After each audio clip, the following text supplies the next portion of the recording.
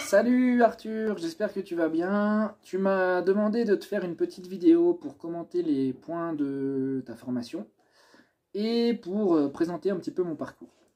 Donc, je m'appelle Alexandre Adjimanolis, je suis originaire de Rennes.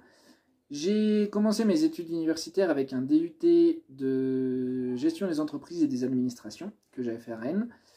Et ensuite, j'ai intégré l'ESTEA, donc comme l'ensemble d'entre vous, Arthur y compris. Et j'y ai fait une licence qui était une licence ingénierie des services, option tourisme et loisirs. Et une fois que j'ai eu ma licence, j'ai continué à Saumur, où il y a également une antenne de l'Estoile et où j'ai fait un master tourisme et loisirs sportifs. J'ai dû faire beaucoup de stages pendant mes études universitaires. Et du coup, j'en ai fait quelques-uns en France, une grande majorité en Espagne, dans les Asturies, aux îles Canaries également. Et mon tout dernier stage, après avoir eu une expérience dans les Pyrénées, ça a été en Amérique latine, au Pérou, à Cusco, où j'ai fait mon stage dans l'entreprise où je suis encore actuellement, qui s'appelle Passion Andina, qui est une agence francophone réceptive, qui propose des circuits dans toute l'Amérique latine, mais dont la spécialité reste quand même le Pérou et la Bolivie. Moi, quand je suis arrivé comme stagiaire, j'avais surtout la gestion des réseaux sociaux à faire. Donc, je créais pas mal d'articles, je créais du contenu tous les jours, je devais lire beaucoup sur les aspects culturels de l'Amérique latine, du Pérou, les destinations à mettre en avant, et je devais écrire des articles de blog, faire des vidéos, créer des posts Facebook. Et mis à part ça, j'avais également l'accompagnement de groupes où j'étais en charge en fait des voyages des gens. J'allais les récupérer généralement à Lima, où les touristes arrivent quand ils viennent au Pérou, et je faisais tout le voyage avec eux en m'assurant que tout allait bien, en traduisant les visites, etc., etc. Petit à petit, du coup, mon stage s'est très bien passé. Je suis rentré en France pour remettre mon mémoire. Et petit à petit, j'ai pris de plus en plus de responsabilités au sein de Passion Andina. Je ne faisais pas simplement les accompagnements de voyage, j'ai eu aussi petit à petit des tâches de bureau, de gestion d'entreprise. Et aujourd'hui, je suis le responsable, je suis passé responsable en fait de cette agence Passion Andina. Donc je suis le gérant à Cusco du bureau de l'agence. Là, on est sur maintenant depuis plus d'un an sur une période compliquée au niveau touristique. Donc, j'ai pas abandonné Passion Andina, je continue de gérer l'agence. Évidemment, c'est une période un peu plus creuse, il y a beaucoup moins de demandes de voyage. Donc, en parallèle, en plus de Passion Andina, je suis actuellement en train de lancer une autre agence de voyage qui sera non pas dédiée à des séjours de 2 semaines ou 3 semaines dans toute l'Amérique latine, mais qui se démarquera par des offres de slow tourisme dans la région de Cusco. C'est une agence qui sera prochainement en ligne et sur laquelle je travaille actuellement. Et puis également, ces derniers mois, on a travaillé sur d'autres projets touristiques en Amérique latine, la mise en place d'un collectif d'agences dans l'ensemble de l'Amérique latine et tout un tas de projets touristiques. Voilà un petit peu pour mon parcours. Et, et voilà, je commence maintenant à évoquer le reste de tes points.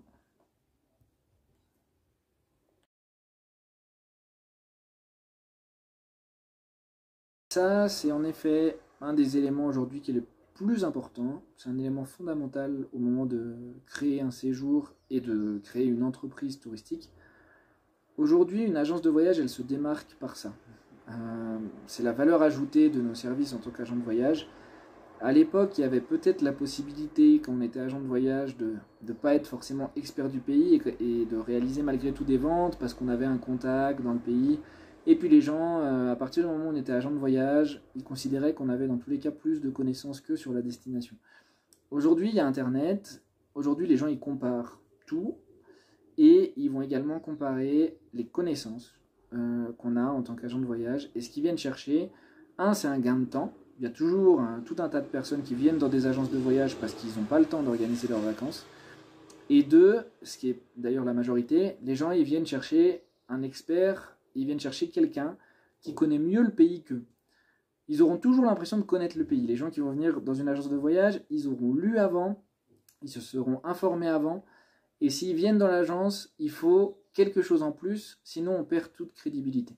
Quelqu'un qui vient dans une agence de voyage et à qui on lit un programme qui est disponible sur Internet, elle s'en va parce qu'elle va dire pourquoi je vais payer plus cher quelqu'un qui me lit les choses que moi je peux trouver sur Internet.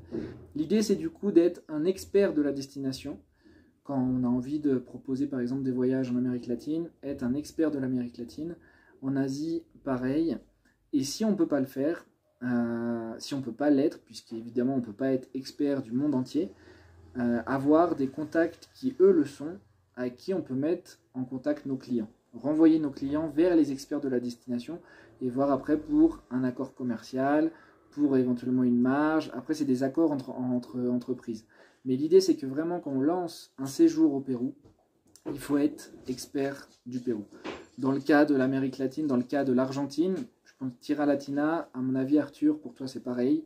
Quand les gens viennent chez Tira Latina et qui veulent faire un voyage en Argentine, ils n'ont pas envie d'écouter quelque chose qu'ils ont pu lire ou trouver tout seuls. Donc vraiment, ce serait, pour moi, c'est l'élément fondamental, c'est ça, c'est la connaissance du pays, ça va vous donner de la crédibilité et c'est la valeur ajoutée que vous avez à offrir aux clients qui aujourd'hui viennent encore dans une agence. Ensuite, il y a évidemment un aspect personnel. Vous verrez que c'est toujours plus sympa de connaître les endroits dont on parle pour réaliser une vente. C'est toujours, ça marche toujours mieux quand on connaît l'endroit.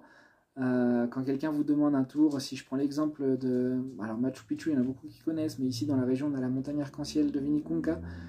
Quelqu'un qui n'est jamais allé à Vinicunca, il va tout le temps se planter sur les temps de route, sur la difficulté, sur l'altitude. Et au final, il va peut-être réaliser la vente, mais la personne reviendra après le tour parce qu'il se sera trompé dans les informations et du coup, c'est pas professionnel. Donc il y a un aspect pro, il y a un aspect commercial, et puis il y a un aspect, je pense que tous les gens qui se lancent un petit peu dans le tourisme sont des personnes assez curieuses, qui aiment bien connaître l'histoire des différents pays, l'histoire des différentes civilisations. Et ça, dans tous les cas, c'est toujours bon à prendre, et un jour, ça vous servira peut-être pas dans 1 an, dans 2 ans, dans 3 ans, mais lors d'une conversation, ou même simplement pour vous, connaître l'histoire du monde et des pays de la planète, c'est toujours quelque chose de valorisant. Donc voilà, point hyper important à ne vraiment pas laisser de côté, la connaissance du pays, très très important.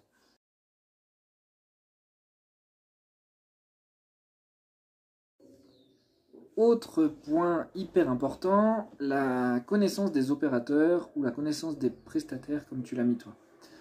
Comme je le disais dans la vidéo précédente, aujourd'hui il faut qu'on soit expert de notre destination, et quand on ne l'est pas, puisqu'on n'est pas expert du monde entier, c'est important de pouvoir compter sur des personnes qui elles le sont et de pouvoir renvoyer nos clients vers les personnes qui elles connaissent bien leur destination. Avoir des bons prestataires, c'est fondamental pour l'aspect information auprès des clients, et au niveau du professionnalisme, il faut faire très attention parce que il faut vraiment avoir des personnes qui ont la même mentalité que la nôtre, la même philosophie que la nôtre et le même professionnalisme que le nôtre. Pourquoi? Parce que un prestataire, que ce soit un transport, que ce soit un guide ou que ce soit même éventuellement une autre agence locale à qui on fait appel, ce sont des personnes qui vont représenter notre entreprise, donc ils ont une responsabilité énorme. Le retour du client va dépendre énormément du travail justement de ces prestataires. Et le risque, entre guillemets, il est limité pour eux. Pourquoi je dis ça? Parce que si un guide ou un transport, il se plante, il a la responsabilité des clients. Donc sur un tour, voilà, on l'envoie. Et puis après, on croise les doigts pour que tout se passe bien. Mais s'il se plante, le mauvais commentaire, il ne va pas arriver à l'entreprise de transport. Le mauvais commentaire, il ne sera pas sur les réseaux sociaux, sur le profil du guide. Le mauvais commentaire, il sera pour notre entreprise. Donc c'est des personnes qui doivent être très pros et qui doivent donner un service à 200% parfait. Sinon, l'aspect négatif, il sera pour nous. Donc on a certaines personnes qui décident au final, dans certains cas, ils ont une demande, un endroit qu'ils ne connaissent pas forcément. Ils vont essayer de chercher quelqu'un rapidement qui peut faire le tour dans la région en question, et ils vont envoyer les clients. Souvent, c'est très risqué, et dans 8 cas sur 10, ça se passe mal. parce que la personne n'a pas forcément la même philosophie, n'a pas forcément le même professionnalisme que nous. Et dans beaucoup de cas, il vaut mieux des fois dire qu'on ne fait pas, qu'on ne propose pas par exemple une région, plutôt que de lancer avec des inconnus. C'est le réseau de prestataires, le réseau d'opérateurs d'une entreprise, c'est peut-être au final ce qui prend le plus de temps à mettre en place. Ça prend beaucoup plus de temps que mettre en place un logo, un site internet, tout un tas de programmes. Mais c'est ce qui fait qu'une entreprise à long terme, elle croît et qu'elle a du succès. Le succès d'une entreprise et la qualité de service, elle dépend d'une part de nous et des gens qui nous entourent. Donc c'est vraiment un élément fondamental sur lequel il faut passer tout le temps qu'il faut. Il ne faut pas se précipiter, histoire de trouver les petites perles, entre guillemets, dans chaque région, qui pensent comme nous, qui ont la même qualité de service, qui sont aussi professionnels que nous, pour qu'à n'importe quel endroit où on envoie les gens, qu'on puisse être sûr que tout va bien se passer et que nos clients y reviendront super satisfaits, peu importe l'endroit où on les envoie. Donc très très important, en plus de la connaissance du pays qu'on met en place, la connaissance aussi de nos opérateurs. Et puis pour finir, je rajouterais aussi que dans l'aspect connaissance des opérateurs, une fois qu'on a un réseau qui fonctionne hyper bien, qui est mis en place et qui tourne, il ne faut surtout pas se reposer sur les lauriers, comme on dit. Il faut toujours avoir un processus de veille parce que le monde touristique il est en perpétuelle évolution. En Amérique latine en particulier, il y a toujours des nouvelles choses qui sont découvertes, qui sont mises en avant, et c'est important, nous, de nous adapter en permanence et de savoir quelles sont les nouveautés qui se font, quels sont les nouveaux hôtels, quelles sont les nouvelles destinations, et quelles sont les nouvelles choses qu'on peut proposer, parce que plus on connaît de prestataires, plus on connaît d'offres, plus on connaît de choses qui sont dans notre région, et d'options différentes en termes également d'hébergement, de standards, de confort. Plus on a une palette large, plus on pourra s'adapter aux demandes de nos clients. Donc très très important de toujours être actualisé. Ça va de pair avec la connaissance du pays, la connaissance des attractions touristiques qu'il peut y avoir dans le pays, c'est aussi la connaissance du pays. Mais la connaissance aussi de tous les opérateurs qui peuvent nous emmener sur ces endroits, c'est hyper important. Donc toujours avoir un processus de veille, prendre chaque semaine un petit moment pour regarder ce qui se fait, pour aller voir quels sont les nouveaux hôtels, quelles sont les nouvelles activités.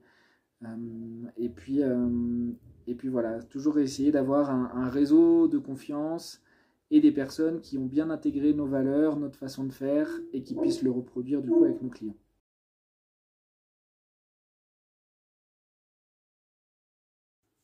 Le troisième point que tu mets en avant, c'est la connaissance du client. Alors il est en troisième, mais il aurait très bien pu être en premier. Au final, les 3 points sont tous aussi importants les uns que les autres. La connaissance du client, moi je dirais même plus loin que la connaissance du client. L'idée c'est de connaître même mieux le client qu'il ne se connaît lui. Pourquoi je dis ça? Parce qu'il y a beaucoup de personnes quand ils vont faire un voyage à l'étranger.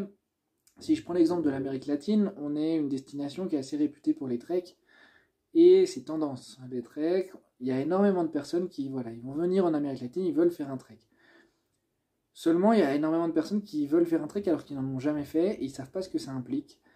Et s'il n'y a pas un échange, une communication avec le client, on risque de se planter et dans 80% des cas, il y a des voyages en Amérique latine qui se passent très très bien. Le chauffeur est au top, le guide est au top, la famille d'accueil chez qui ils vont est au top, et pour autant le retour du client, il est mauvais. Pourquoi il est mauvais? C'est parce qu'il n'y a pas eu une bonne communication et on n'a pas réussi à appréhender le profil du client et à voir, à déceler qu'il y avait des trucs, ça allait pas avec sa personnalité, avec ce qu'il demandait. Quand on fait un trek, par exemple, il y a beaucoup de gens, ils trouvent ça tendance, sauf qu'ils ne savent pas que ça implique un manque de confort, de dormir en tente ou chez l'habitant. Certaines personnes, ils veulent faire absolument un trek, sauf qu'ils ne sont pas prêts à ne pas prendre de douche pendant 3 jours. Et tout ça, c'est des éléments, si on fait un simple échange de mails, des fois, on ne les communique pas. Ou alors, ils vont être présents sur des propositions qu'on va envoyer au format PDF ou au format papier ou tout ce qu'on veut. Et les gens, des fois, on n'est pas sûr qu'ils vont le lire. Donc, pour s'assurer d'avoir bien compris les attentes du client et de bien cerner le profil du client, et à l'inverse, s'assurer que le client il a aussi bien compris ce que ça implique, un trek ou telle expérience le jour 2, le jour 3, le jour 4 de son voyage. C'est important d'avoir un numéro de téléphone, de communiquer et de discuter longuement, très longuement, dans l'élaboration du séjour. Nous, on essaye d'avoir au moins 2 ou 3 appels téléphoniques avec nos clients avant chaque voyage. Le premier pour nous présenter, prise de contact, voilà, en connaître un petit peu plus sur leur projet de voyage. On fait généralement une première proposition et après on va en rediscuter 2 fois, 3 fois jusqu'à arriver à un projet qui corresponde à 200% aux attentes du client. Le fait de discuter avec eux, ça va permettre de déceler des choses qu'on n'a pas par mail et ça va permettre aussi d'avoir une liste de questions qu'il faut absolument qu'on pose pour cerner le client. Par mail, une personne, elle va nous répondre, elle va pas des fois penser à nous mentionner qu'elle a une allergie, elle va pas des fois penser, elle va nous dire je veux faire un trek, mais elle va pas nous dire qu'elle a envie de se doucher tous les soirs, ou elle va nous dire moi je suis à fond, j'ai trop envie d'aller au contact avec les habitants, du coup on va partir sur une première offre à fond, séjour chez l'habitant, et elle va pas nous dire qu'en fait elle a vraiment besoin de confort et qu'elle, il faut qu'elle dorme bien, ou alors ils vont demander par exemple une expérience gastronomique alors qu'ils ont énormément d'allergies. Tout ça, c'est des choses que les gens, ils estiment pas, et évidemment, c'est pas forcément leur faute. Et c'est à nous, en tant que professionnels, d'aller poser les bonnes questions pour toujours avoir une bonne idée du profil du client. Réussir à bien cerner le client via de nombreux échanges et une communication orale, ça permet, en plus d'avoir un séjour qui est adapté à leurs attentes, de pouvoir éventuellement les surprendre. Si on a des journées où le programme n'est pas forcément défini de façon trop détaillée, on a la possibilité d'aller les surprendre via des petites attentions, via des petits cadeaux auxquels ils ne s'attendent pas, via une activité extra qui correspond à quelque chose qu'ils nous ont dit par exemple lors d'une conversation.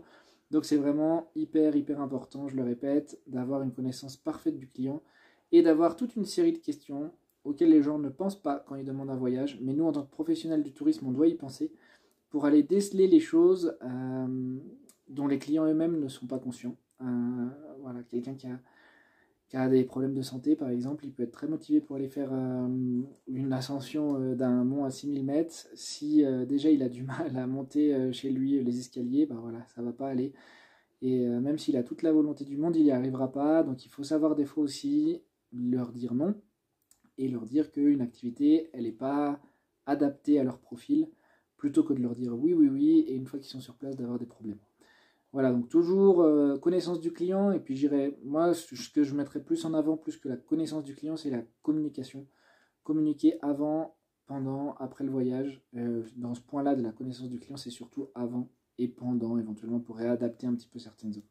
Très important, comme les points qu'on a vus auparavant. Et puis du coup, ça implique d'être à l'aise un petit peu à l'oral, de ne pas avoir peur d'aller passer des appels, et de passer de longues heures au téléphone. Certains estiment que c'est du temps de perdu, au contraire, c'est des problèmes d'économie et d'éviter.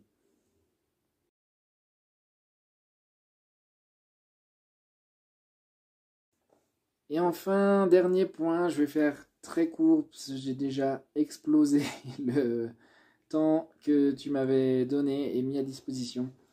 Dernier point, la cotation, la cotisation, la mise en place du budget du voyage. Alors je dirais simplement que voilà, là il faut beaucoup de vigilance, il faut beaucoup de rigueur.